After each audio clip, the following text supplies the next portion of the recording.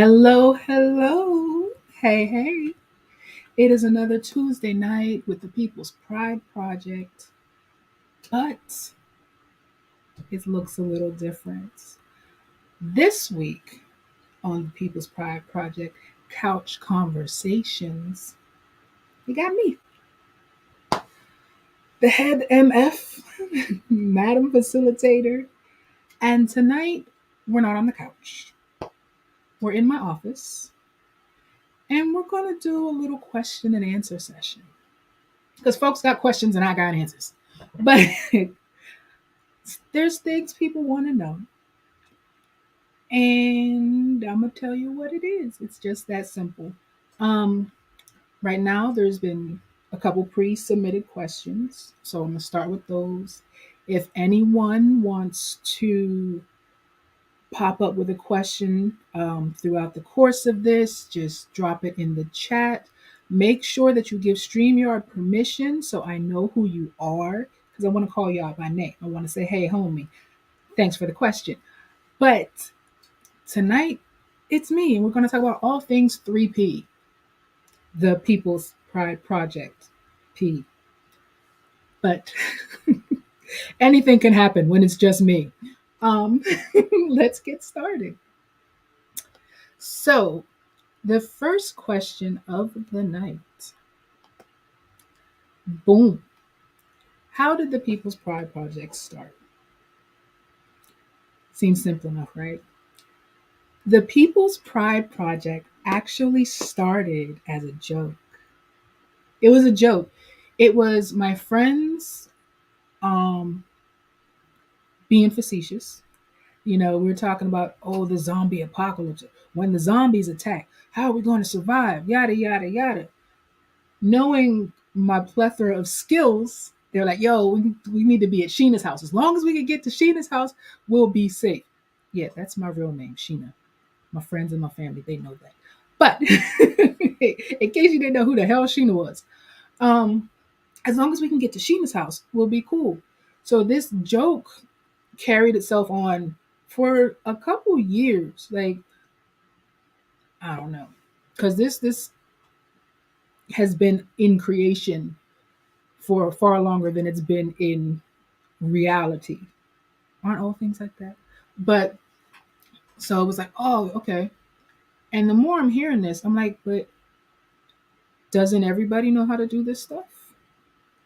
Like, this should be second nature. You should know where your food comes from. You should know how to, fix things around the house. You should know how to provide for yourself. You should know how to make shit shake. And I was surprised that so many people, especially in Black and Brown communities, had forgotten these basic skills. I'm not going to say that we didn't know because this is what we come from. We're people of the land. Most inventions were created by us because we were the ones doing the work. So let's not ever think that this is new. Let's not ever think that this idea of self-sufficiency or, DIYing and all of these other terms that we want to use, not upcycling, and we've been doing that shit. That was how we survived. That was how we lived. So it's only fair that instead of using it to just survive, we use these skills to thrive. And don't nobody need to get caught off guard when shit goes left. And I don't just mean zombie apocalypse or natural disaster or something like that, but anything out of the norm, right? You should be able to, at least bare minimum, take care of it. Like, perfect example, CPR in the ambulance, right? Somebody fall out, call the ambulance. The professionals are on their way. However, if someone in the group can do CPR till the ambulance gets there, you have a much greater chance of surviving than if we just, I don't know what to do. You're just going to have to lay there till you die. Like, that doesn't help anybody, So instead of getting caught off guard while you're waiting for, I don't even want to say waiting for someone to save you because ain't nobody going to save you. You got to save your damn self. But that's a whole nother topic. I felt like people needed to be able to do these things or remember how to do these things for themselves. So I start putting it on the interwebs.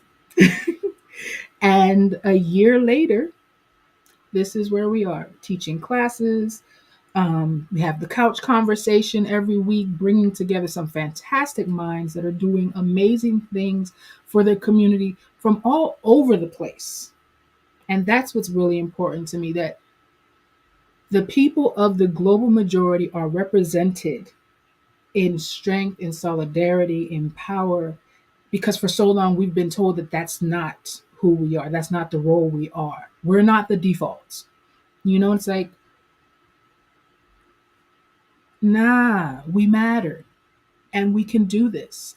And we don't have to be dependent on what anyone else says or what anyone else can provide. We got this shit. So that's how the People's Pride Project started. Let's pick another question.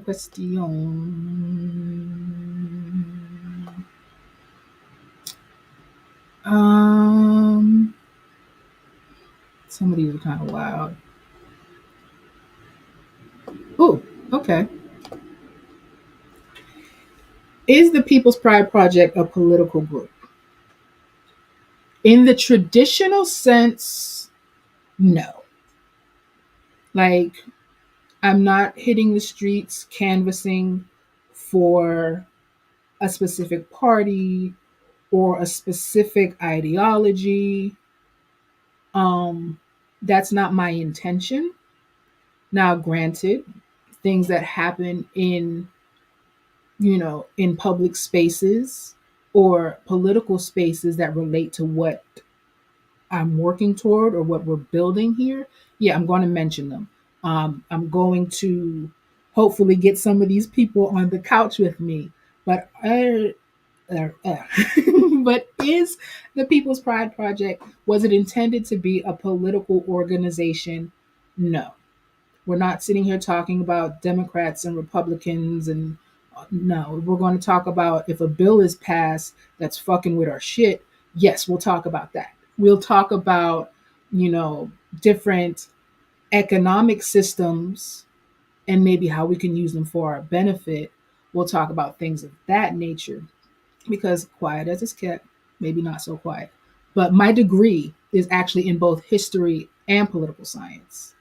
I minored in both Spanish, people and language, and Africana studies. That sounded kind of whack. You don't really manage a minor in Spanish people. But it was history, culture, and language. There you go. That's a better way to phrase it. And Africana studies. My intention was to go to law school and do a joint master's degree with global relations because I wanted to either be an attorney solely or work in the UN. So while life has its own twists and turns and the plan didn't go as planned, I'm still in this space, you know, rocking hard and working with my people of the global majority to make sure that we're done right. That's really what it is. Like, yeah, I'm gonna leave that there because I'm gonna start rambling about the importance of this and but just so you know, while we are not a political organization, things there will be discussions based on how the politics that are happening affect us as people. I think that's a really good way to put it. Yes. Okay. Oh, and BT Dub, by the way, this will go as long as there are questions. So it could be 30 minutes, it could be the whole hour, whatever. As long as there's more questions, I'll stick around. But once these pre ones or pre-submitted questions have been finished, if there are no more questions, we're out, even if it's under the typical hour time span that we have. So, another question. Okay. Is the People's Pride Project only for Black people? Hmm.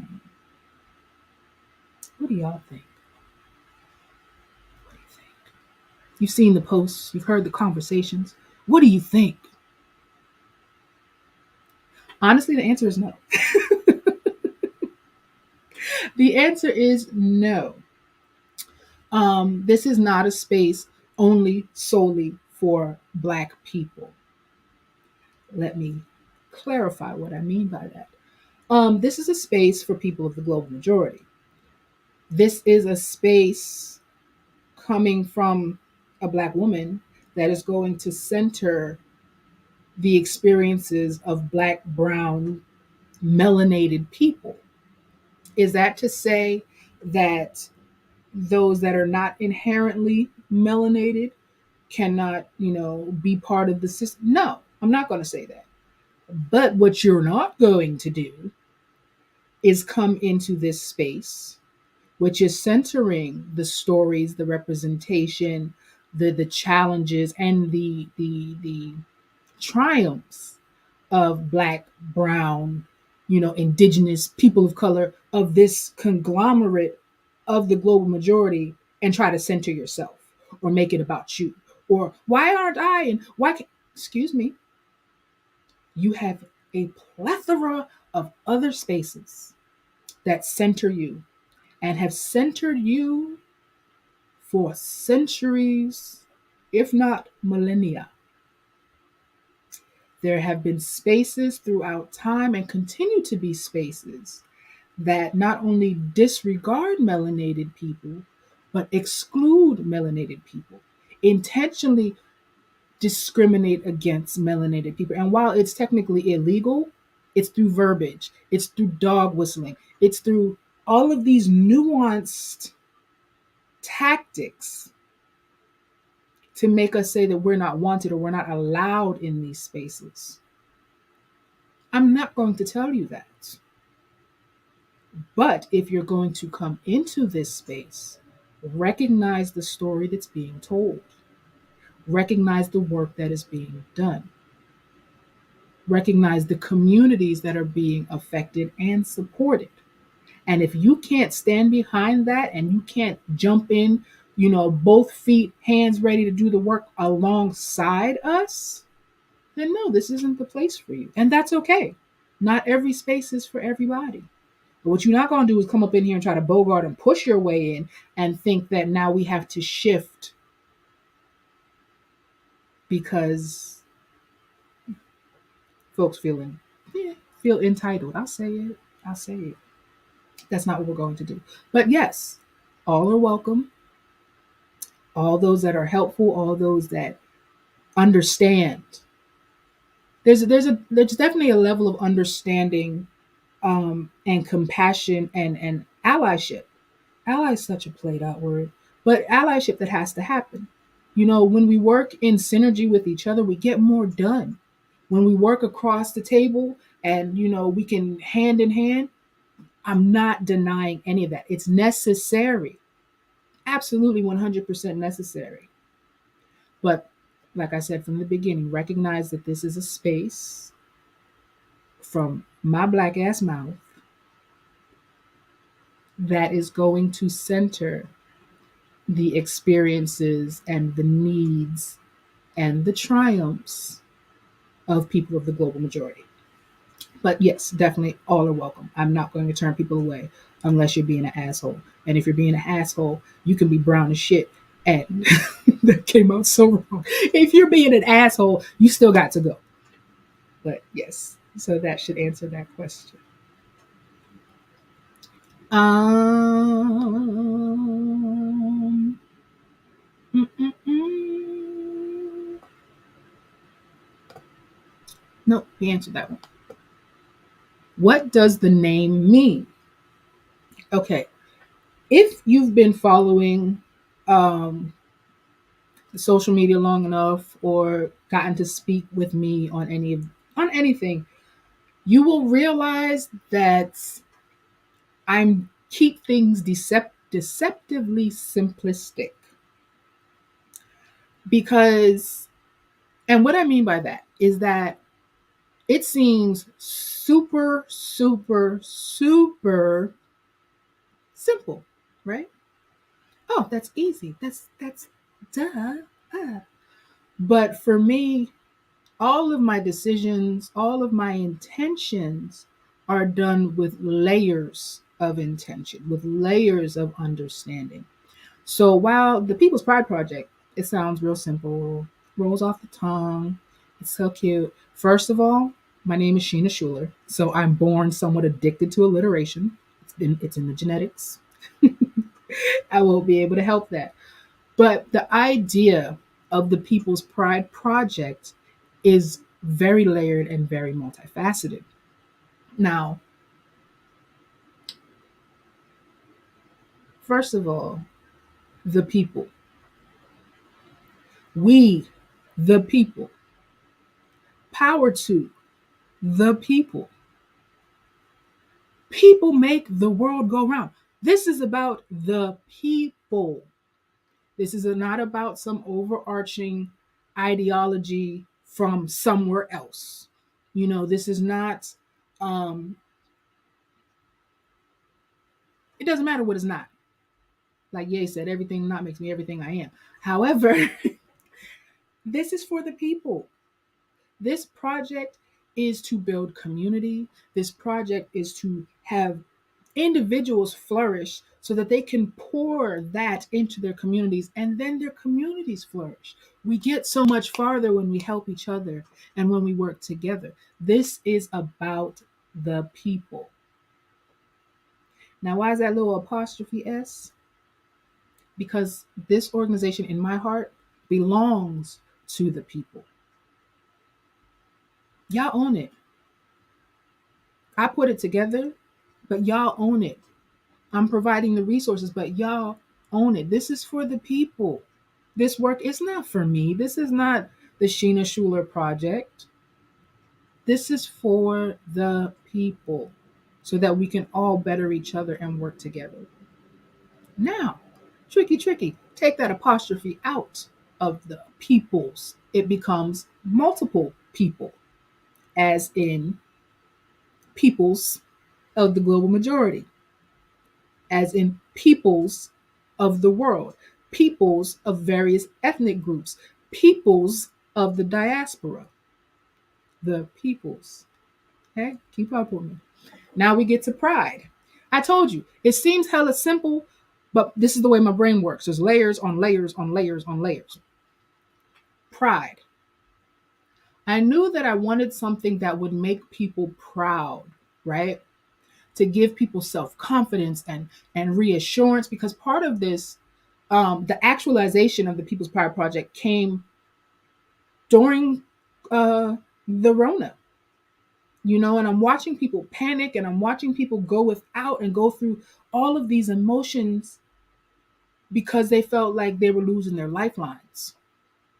And they couldn't get things at the grocery store and they couldn't do this and they couldn't do that. And I wanted them to not panic. I wanted people to be like, no, no, no, no, no. I got this. We're good because I know how to make shit shake. I know how to take care of it. I know how to get it done. I don't need to stress. And I don't need to put myself in shitty situations out of desperation. That comes from having the knowledge, having the skills, having the resources, and in turn, that creates pride. Pride in yourself, pride in your people, pride in your community. Also, pride. I thought lions. Lions, we know them as the kings of the jungle, right? Although they don't technically live in jungles. Um, but there's just this majesty about lions. How they move, how they look, how they hunt, how they work together.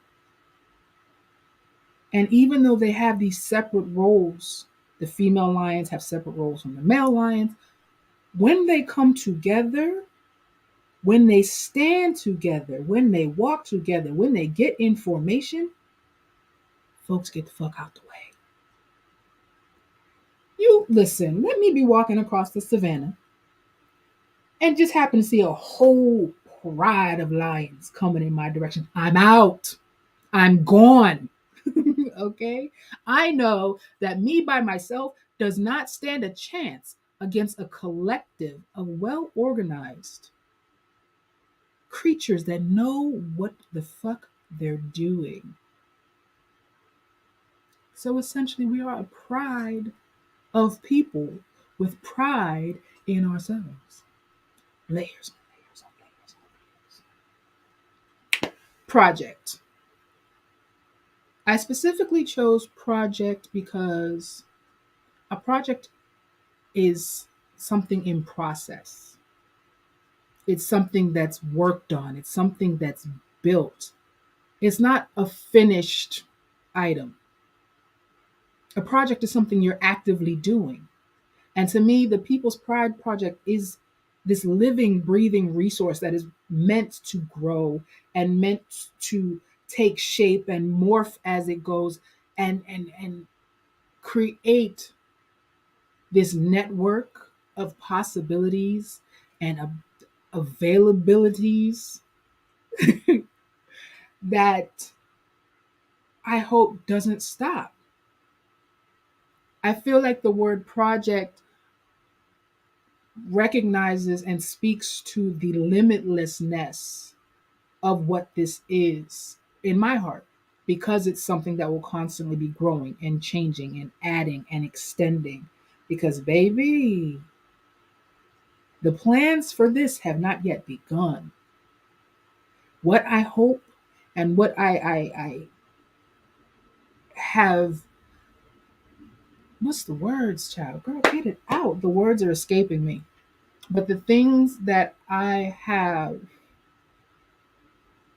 the goals that I have for this organization, for this educational endeavor, they're immense. And it's going to take a lot and it's going to take time, but it's a project to constantly be built on. Okay. Next question.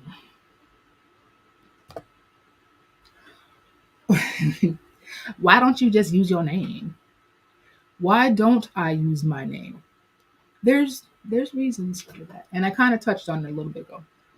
But yes, if you notice, whenever I post um, anything that's dealing specifically with me, I use the pseudonym of Madam Facilitator. Again, a very intentional choice. While it was somewhat accidental, it was still intentional. I know that sounds like an oxymoron. I will explain. So, as I'm talking this up to people and doing all of the things, I'm recognizing, oh, wow, I don't have a business card. Let me make one. So, I'm sitting here and I'm trying to be like, okay, I'm filling in all the data. Da, da, da, da, da. What is your position in this company? Well, president didn't feel right.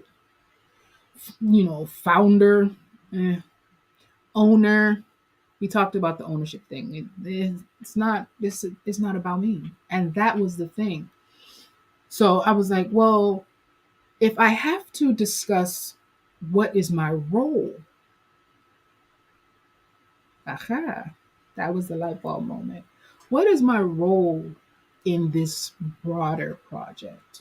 Well, I'm the woman in charge.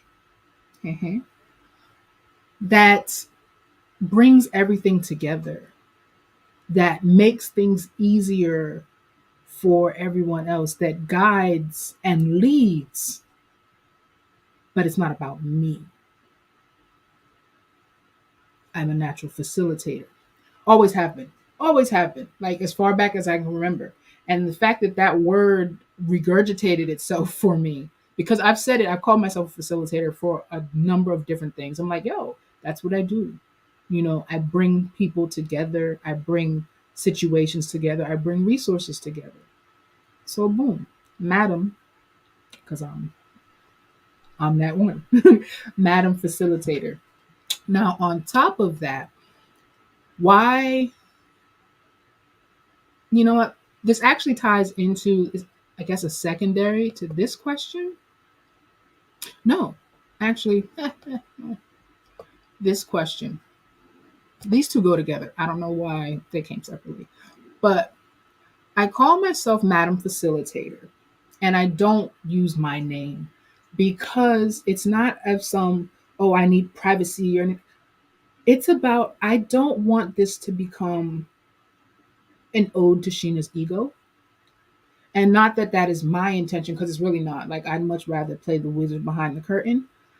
It's more so from other people's perspectives. This isn't about me. It's not. It's really not. I'm the one doing the work, I'm the one putting it together. But this process, this project, this organization is not about me. So it doesn't need to have my name all over it. Yeah, I'm signing the paperwork, you know. Yeah, it's what, but realistically, it's important for me that you recognize the role that I play. And ideally, someday someone else will have the role, you know? So it's not necessary that my name be out front. But you know what I do? You know who I am. And if you don't know, I'll drop it down. My name is Sheena. I've said it like 3 times already in this video. My name is Sheena. But with regard to the People's Pride Project, my name does not matter. When we're in conversation, you can call me Sheena all you want. However, when it comes down to it, this right here is what you're going to see every single time, Madam Facilitator, because that is my role. That is the part that's important, not Sheena as the individual. Maybe somewhere down the line, you'll see my name appear in more things, but right now, that's not even what I'm worried about. That's not even worried about. Another question, another question. I'm blowing through these because I got it like that. Okay, okay, okay. This is stupid, but I'm going to answer it anyway. Duh. Okay. Yes, I am. Mind your business. Moving on. Um. Oh, here's one. How can I be a guest? Now, most likely this is, well, not even most likely. Obviously, we're talking about how can you be a guest on Couch Conversations. With Couch Conversations, I'm looking for specific things with regard to who I sit down with. It's not how big your following is. It's not, you know, all the whoop de whoop. I don't care. I really don't. I don't care. What I care about is, do you have a voice that is lending itself to the conversation for Black and Brown people, for the people of the global majority? Are you doing the work to help? Are you in your community actively doing? Then I want to talk to you. I don't care if you're, oh, I got these products. I don't give a shit about your products. Not, I do, because I want everyone to succeed. However, that's not going to get you on the couch. Now, if you are doing the work and you're in the community and you know you're doing all of these things and oh, you got products too, give me all the products. I'm going to I'm going to advertise for you. I'm going to post for you. I'm going to make sure you're getting your coins. I'm going to make sure that people know who you are, because I'm here to help other people build. But if you're not doing the work, don't try to sell me your shit. I don't want it, because you're taking but you're not giving. So how do you oh, I'm good for a tangent. How do you become a guest on Couch Conversations? Well, first of all, you got to talk to me. Now, whether that is shoot me an email, slide in the DMs, you know, leave a comment under a post, talk to me. You know, don't just put yourself on my calendar. Don't just, hey, show up and expect that you're entitled to a spot. You're not. No one is. But I want the people that are actively helping. And I want the people that are not acting from a space of ego. Are you serious about your community? Are you serious about helping? Is what you're doing aiding in the broader conversation? Do you know how to carry a conversation? Like, there are people that are smart as fuck. that I would love to sit down with and just pick their brains. But, sir, ma'am, please don't make me pull teeth to have to talk to you. Please don't make it difficult. And let me say this, couch conversations are not an interview series. I do not pre-write questions. I do not pre-select. I go off of, first of all, I'm real big on flow and vibe. And if you're really about what you say you're about, you should be able to talk about it forever. Because it's supposed to be your passion. This should be your love. This should be, the reason you wake up. So I shouldn't have to give you pre-listed questions for you to have something to talk about. And I say that couch conversations are somewhere between talking to the professor and your cousin Pookie.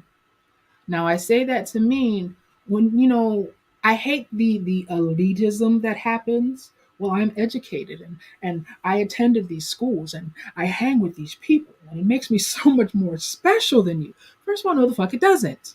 You had different opportunities. You have a different journey in this life. You have a different path. But guess what? You're still sitting in front of me. So how fucking far did you go? Digress. I can't with the elitism. Like, I've got more papers than most people, but it doesn't make a difference because if I don't tell you about them, you'll never know.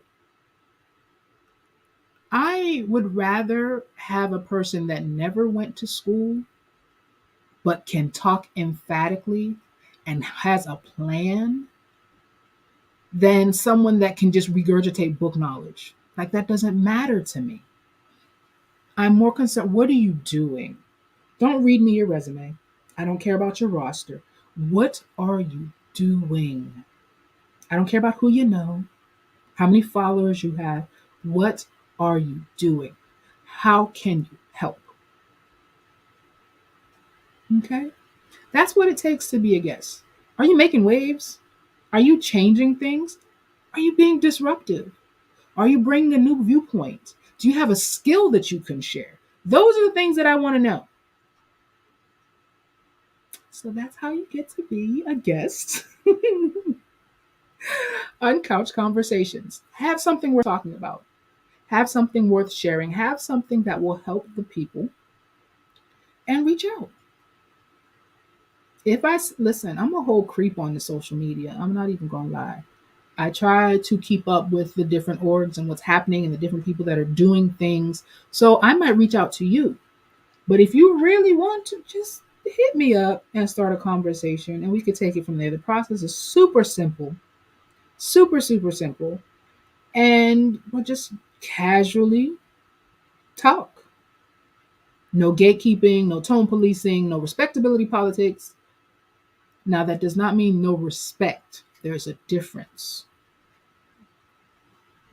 But the politics behind what is considered appropriate or how you should behave, yeah, I don't fuck with none of that. I want people to be authentic. Hell, that's one of the 3 founding principles of the People's Pride Project: authenticity, autonomy, and community. So I want you to show up authentically in your skin and proud of that. I'm not going to hold you back unless you're in here talking real reckless, and then I'm going to have to put my whole other system together, and nobody wants to see that. So that's how you become a guest on Couch Conversations. Let me see. Ooh, making decent time. What's another question? Remember, you can drop your questions or comments in the chat. But please give StreamYard permission so I can at least see your name when it pops up. If you do not give it permission, it just says Facebook user or YouTube, and I have no idea who you are. So if I can't respond, I'm not being rude. It won't allow me because I have no idea who you are. So, we only for Black people. We went over that. Ooh, okay. I get this one sometimes too. Originally, Originally, a lot of people became interested in the People's Pride Project because I started out talking about growing your own food. You know, that was the big ooh ah ah. And there is a reason for that. There's several reasons for that. Number one, everybody got to eat. That's obvious. But in eating, it places certain requirements, right? How do you get your food? Well, you need money. Okay, well, if you don't have any money, how do you get your food? Well, you do some nefarious stuff, possibly criminal activity, to either acquire the money to get your food or to acquire the food itself, right? So then we look at, where do you get your food? Many, if not the majority of predominantly Black and brown um, areas, if not if are not considered low income, they're considered food deserts. So that means that access to fresh or healthy grocery items is very limited. Whether they're very expensive, whether the actual stores are not in their neighborhood. Like, one of the things we talk about is gentrification. When the hood is about to be gentrified, because one of the first stores that shows up is Whole Foods. Whole Foods will not show up for the original residents, but it will show up when it's time to wipe the slate clean and bring in new money. Because those are the people that, number one, have the money to afford their prices, and number two, demand access to specific food types. Are we picking up what's being put down here? So food is paramount to not just survival, but to the sheer act of independence. We want to talk about crime rates. We want to talk about health. We want to talk about how food affects mental health. Mental health also affects crime. Crime affects property values. Property values affects the amount of money that goes into schools. It's all interrelated. So yes, how you get your food is important. Where it comes from is important. What is sprayed on it is important. So no, this is not a gardening club by any means. This is so much broader than that.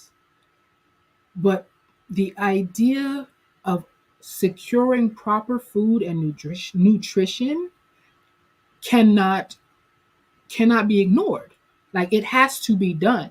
And if that takes me telling people how to get some eggshells and stick some dirt and some seeds in them from the food that they ate and sit it on a windowsill, then that's what I'm going to tell you. Because not only does it give you a skill, it instills that pride, and it gives you a source of food, a source of nutrition. You can feed yourself. You can feed your family. You can pass these skills on. You get really good at the shit, you can turn it into money. This is how the 3P version of self-sufficiency works. You want to talk about number one, number two. We pass the numbers. Forget all that. I am a chef with active restaurant experience. I am a sous chef, or at least was prior to COVID. Now it's a different story. I'll talk about that. But, and I just like food. Like, I grew up in a home where my family, food, and I'm sure a lot of other families are like this. Like, it's cultural, it's traditional. Food is love. I remember even when my parents, even when we were on hard times, number one, as children, we barely recognized hard times because my parents, they were on it. They had their shit together. Looking back, I'm like, oh, that wasn't us playing a game. We ain't had no lights. Like, shit happens. Life happens. So I hold nothing against anyone. But food was always love. It was like, I may not have a lot to give you. I may not have, this overflow to offer you. I may not be rich, but I can feed you. Baby, did you eat? You know? And that's been generational. You can always go to Big Mama's house. You can go to Auntie's house. You can go, did you eat? That's how we took care of each other. That's how a lot of us still take care of each other. There are places you can go, you can't leave without a plate. Because that's how we show our love. I may not be able to give it to you any other way, but I can feed you. So to me, being able to feed each other, we can't get this work done without it. It's impossible to get this work done without it. We feed each other's souls, we feed each other's hearts, we feed each other's minds, we feed each other's bellies. We strengthen each other, we feed into each other, we feed each other's energy. This is what we do, this is how we strive, this is how we survive. Like, we have this idea that self-sufficiency is, I just do by myself, I only think of myself. This is how we succeed. This is independence. Nah, baby. You go faster at one, you go farther together. I'm talking about group self sufficiency. I'm talking about collectively saying, I don't need to depend on you. I don't need to be hindered by what you think I should be allowed to do or how far you believe I should go. I get to set the rules, I get to make those decisions. I am not beholden to your ideas. Because once everybody start to eat, things happen, right? And beyond that, plants, food, like, we're people of the land. I've said it before. Our medicine, our healing comes from the land. If you know how to work with the plants around you, you could save your life. You could prevent illnesses. There's so many things that come from just knowing how to work with plants, how to ease ailments, how to strengthen the body, how to rid yourself of diseases. There's so many things, but we've been conveniently removed from this knowledge that has been passed down, knowledge that has been known forever, and now it's novel. Nobody's ever heard of it. Nobody can do it. We don't know anything about it. Bring it back. I say we're here to remember. I'm not necessarily here to teach you, but it's in there. It's in the DNA. It's in who we are. It's in where we come from. So I want you to remember more than anything. Let the light bulb go off. Oh, yeah. Oh, yeah. I hear it all the time. My grandma used to do this. My auntie did this. Oh, my dad taught me. That's right. Remember. Don't think because you got some money or you got a nice car or you live in a nice house or you got this job, you still need the skills. I said it, I believe I said yesterday. Digital skills can pay the bills, but analog needs must still be met. All of the fancy foo-foo-la is beautiful. Show up, show out, own your hard work. But you still need to be able to know how to put A and B together. You need to know, if these things were taken from you, how do you get by? A lot of people lost their jobs in the middle of this panini. I know I said it on purpose. I know. Panini, pandemic, whatever. A lot of people lost their jobs and were found in situations that they never expected to be in because they worked so hard to achieve these goals and get into these places, and all of a sudden, in the blink of an eye, it's gone. Or our frontline workers that are losing jobs. They were heroes, but because they won't take a shot, they're losing jobs. Because we become part of this system where it's like, well, you do what I say or you're out. But if you always have these skills in your back pocket, if you always know how to do, You can always make something happen. And that's what's important to me, that people recognize that they have the power. You can always make shit shake. It may not be the quickest way, it may not be the most convenient way, but it's a way. And you can always make a way. So that was kind of long winded. But that is why I talk about food so much, because it really does tie into how we live our lives as people, how we work in community with each other. And it's an aspect that affects us both internally and externally. And it interweaves into so many of the other challenges that affect our communities. So the quicker we get a hold of the understanding of how our food systems work and how to provide for themselves. Look at food prices. Food prices have skyrocketed. But guess what? If you can grow your own cucumbers and don't have to spend $1 a piece, those funds can be allocated elsewhere. You can make it work for you. It's all related. It's all connected. I ain't talking out my ass. And I believe ooh,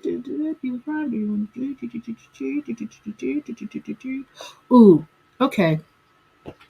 This looks like it's going to be the last question of the evening. And I actually love this question because it makes me happy. What do you hope 3P will become? You see my face? You see this big ass grin? You see? This is my heart. It makes my heart sing. It makes me happy. I get all giddy and stupid. The only other time I really get like this is when it has to do with food, because food makes me happy too. Hey, Facebook user, I that's as personal as I can get.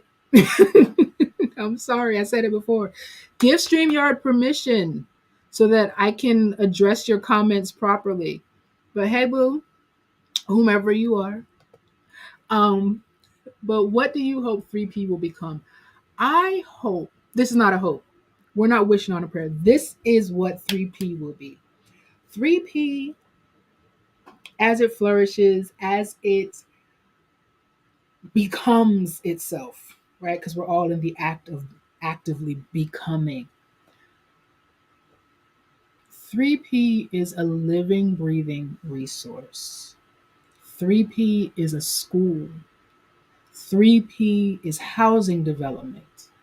3P is a community kitchen that hires the unhirables and gives skills and gives chances to people that society passes up on.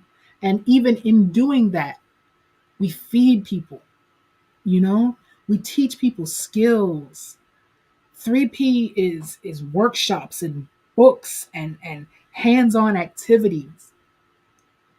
3P is really a place to grow, a space to be yourself, a space to come together with like minded people and do so much more. Like, we have so much power as individuals, and even more so when we're together. We have so much to offer that's often overlooked. Like, we started doing a monthly hitting the streets like outreach program for the homeless, right? Out of nowhere, out of the blue, like, people need to be taken care of. So that's what we want to do. So many stories, so many people with knowledge to share, with life experiences, with these people, they could be professors, they could be teachers, they could be so many things, but people just walk past them. People just ignore them as if they don't have value because they don't have a home or because they don't have access. Everyone that breathes has value. To me, the importance of this organization is to not only it I want people to reclaim their value. Because right now we put value on so many things that really don't fucking matter. Really doesn't fucking matter. But your knowledge matters, your heart matters, what you have to give matters, who you are matters, how you show up matters. It ain't how big your booty is. It ain't like we celebrating dumb shit right now. But I want 3P to be a space, or eventually spaces, where people can show up as themselves. People can do the work for themselves to really empower themselves and then pour back in. You know, when you feel down on your luck, or you feel like you don't have, or you feel like you're worthless, when you're losing your dignity, you don't have the capability, you don't have the bandwidth in yourself to pour back in. And you know what? That's not necessarily true. Because there are those, okay, I'm hearing it. There are those without that give more than those that have.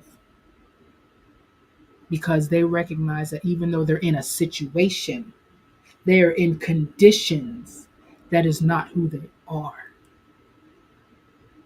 I know I'm rambling, but this is where my heart is right now. Homelessness is a condition. It's not what or who that person is. Joblessness is a condition. It's not what or who that person is.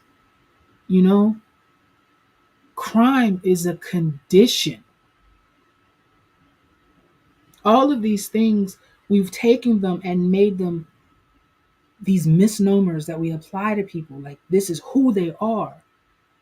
No, they get to say who they are. They get to dictate how they show up. They get to have the last word on their expression in their space. You hear me? I want 3P to be a space for that. You say mindset plus skill set. I want you to get your mind right. I want you to start thinking differently. I want you to shift your perspective. And in doing that, let me help you have the skills and the resources to put it all together. So, what do I hope 3P becomes? 3P is infinite. 3P is limitless. 3P is for the people. And, you know, there's going to be those that say, oh, you know, I'm using rose colored glasses. I want to do too much. I'm dreaming too big. First of all, it's not a dream. It is. If it wasn't for me, it wouldn't be here. And because I'm adamant that it is for me, I'm making sure that it is for you.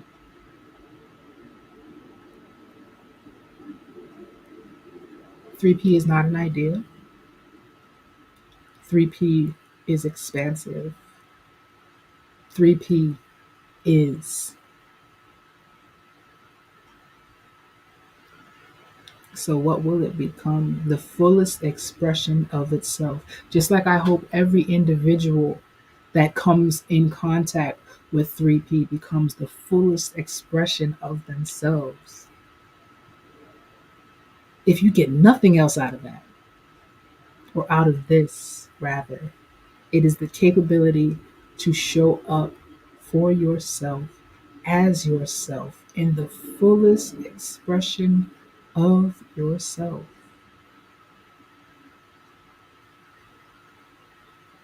And that's how we build each other up. That's how we help. Because when I show up, I knock down the walls and I help you show up. And the next one helps the next one show up. And then we all show up and we're like, yo, what do we do with this? We've got all of this circulating and all this energetic currency and all this amazingness happen. Let's push it forward. Let's give it more. Let's help other people feel this way. Let's help other people do these things. That's how we make it happen.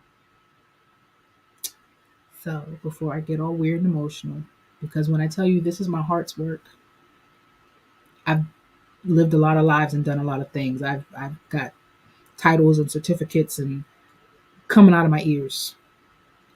But this is really a collaboration, a culmination of everything that I've been meant to do. And it's just about getting it here, getting it out.